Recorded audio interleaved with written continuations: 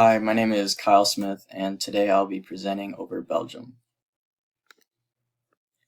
So the topics I'm going to be covering today are going to be uncertainty avoidance, if Belgium is individualistic or collectivistic culture, as well as if they're masculine or feminine culture, the major industries, and then finally the political issues.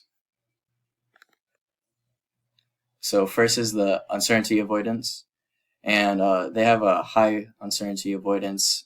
So this would mean that Belgians value clear rules, structure, and predictability, while they try to distance themselves from situations that have unknown outcomes. So this way of thinking can lead to slower decision making, since they would need to have more information needed to be able to try to minimize their risk that whenever they're making a decision. And then for business contracts, they can be longer and more detailed so that whenever they're making the contracts and having them look over it and everything like that, between both parties, there's no misunderstandings between anyone. And then for the communication, it's usually mostly done formally. So um, there's like certain channels that they should go through to reach each other, and then so that can they do that so that they can maintain order and structure.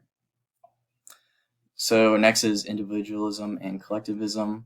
Belgium scored 75 on individualism, which means that they are individualistic culture.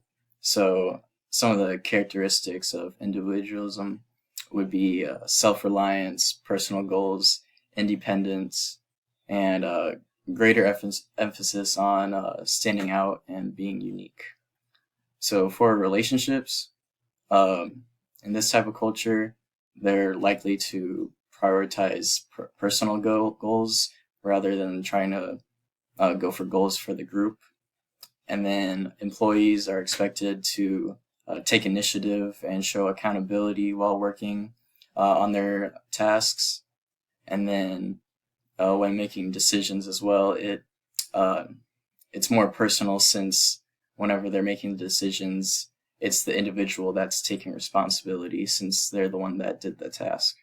In terms of masculine and feminine culture, Belgium scored 54. So this lands them pretty even between both being a masculine and feminine culture. So, but they lean slightly towards being more of a masculine culture.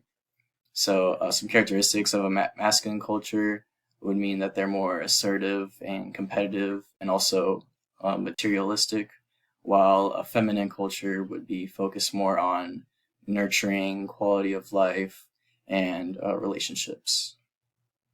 In Belgium, leadership would prioritize efficiency and achievements that are measurable, and as well as employees are more likely to compete against each other to bring out better performances.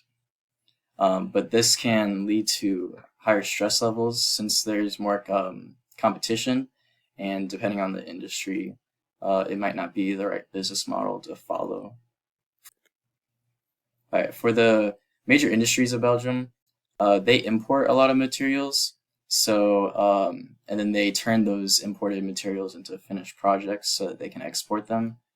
And then the country's economy is largely a service sector, which makes up about 70% of their GDP and employs 80% of their population as well. And then the industrial sector is the second largest industry, making up 20% of the GDP. And then for the financial sector, it's also important because in Brussels, which is the capital of Belgium, that's where the European Central Bank is located. And in 2022, Belgium was ranked the 25th largest economy by GDP, and being the largest importer of raw tobacco, as well accounting for $1.37 billion. Finally, for the political issues that can affect doing business in Belgium, there is they are a federal constitutional monarchy. So what this means is that they have a king or queen, and but they're also the king and queen are also limited by the powers of the constitution that they have in place. So it's not a straight up monarchy. And so the king and queen play more of a symbolic role versus an actual like political role. But where the political role comes in is the king or queen appoints a prime minister, so to be the political leader. Belgium also has a Senate and House of Representatives like the U.S. So in that aspect, they're similar to us. And then uh, for the business sides of things, most of the regulations are controlled at the federal level, but environmental and trade and investment promotion policies are developed mostly at the regional level. Belgium has strong labor unions, so strikes and protests are common, and this could impact productivity, especially since um, they are heavily service sector heavy. So um, that could impact a huge portion of the population there. And then they don't have the highest corporate tax rate in Europe, but they are on the higher side, and they have a rate of 25%. And then, which means just in general that there's going to be less profits coming into the business. That's all I have for you today. Thank you for listening, and I look forward to answering your questions.